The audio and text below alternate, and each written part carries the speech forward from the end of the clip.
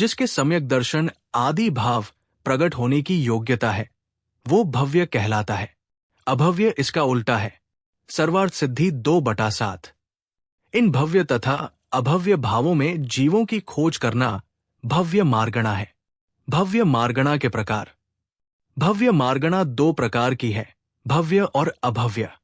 और भव्य सिद्धिक तथा अभव्य सिद्धिक इन दोनों विकल्पों से रहित भी स्थान होता है। घवला 2/803। वे है सिद्ध परमात्मा। भव्य यानी सामर्थ्य तथा जब सामर्थ्य प्रकट हो गई तब उसे भव्य कहने की क्या जरूरत है। भव्य जीव, अभव्य जीव तथा इन दोनों से रहित जीव सिद्ध भगवान। भव्य जीव जो नियम से संख्यात, असंख्यात व अनंत काल के द्वारा मोक्ष को प्राप्त कर लेते हैं, वे भव्य जीव हैं। पंच संग्रह प्राकृत 155। जिन्हें आगे नियम से सिद्धक्ति प्राप्त होगी वे भव्य सिद्ध हैं। धवला 1/151। निज शुद्ध आत्मा के सम्यक श्रद्धान, ज्ञान तथा आचरण रूप से जो होगा उसे भव्य कहते हैं। जिस प्रकार कनक पाषाण शुद्ध करने से सुवर्ण हो जाता है, उसी प्रकार जो आगामी काल में सिद्ध हो सके उसे भव्य कहते हैं। जिनके घाती कर्म नष्ट हो गए हैं उनका सुख सर्व सुखों में उत्कृष्ट है। ये सुनकर जो उन पर श्रद्धान करते हैं वे भव्य है। प्रवचन सार 63। अभव्य जीव जिन्होंने निर्वाण को पुरस्कृत नहीं किया है वे अभव्य है। घवला 1/152। जो संसार से छूटकर कभी मोक्ष प्राप्त नहीं करते हैं वे अभव्य जीव हैं। पंच संग्रह प्राकृत 155। भविष्य काल में स्वभाव अनंत चतुष्टयात्मक सहज ज्ञानादि गुणों रूप से भवन परिणमन के योग्य नहीं है, वे अभव्य है। नियमसारता 156। जिस प्रकार अंध पाषाण शुद्ध करने पर भी कभी शुद्ध नहीं होता है, उसी प्रकार जो कभी सिद्ध न हो सके उसे अभव्य कहते हैं। अतीत भव्य जो न भव्य है और न अभव्य है, किंतु जिन्होंने मुक्ति को प्राप्त कर लिया है और अतीत संसार है, उन जीवों को न भव्य न अभव्य जानना चाहिए, अर्थात वे अतीत भव्य है। गोमत्सार जीव कांड 559। सयोगी और अयोगी न भव्य है न अभव्य।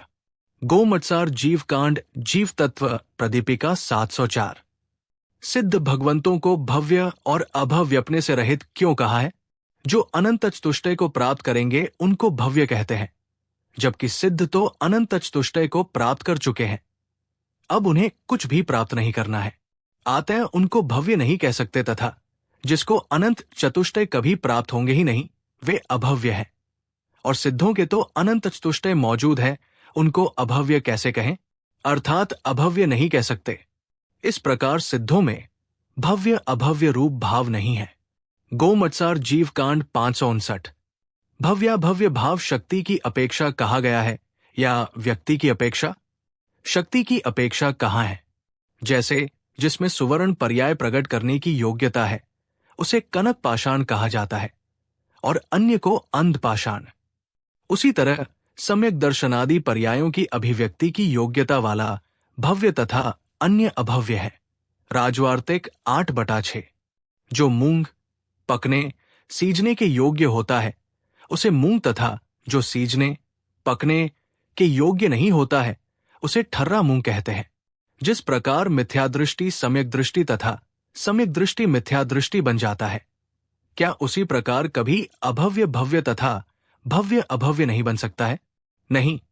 जिस प्रकार दर्शन मोहनीय कर्म के उपशम क्षय क्षयोपशम से मिथ्यादृष्टि सम्यक दृष्टि बन जाता है और इसी कर्म के उदय से सम्यक दृष्टि मिथ्यादृष्टि बन जाता है, उसी प्रकार अभव्य भव्य तथा भव्य अभव्य नहीं बन सकता है, क्योंकि ये भव्याभव्य भाव किसी कर्म के उदय क्षय क्षयोपशम या उपशम की अपेक्षा नहीं होते हैं।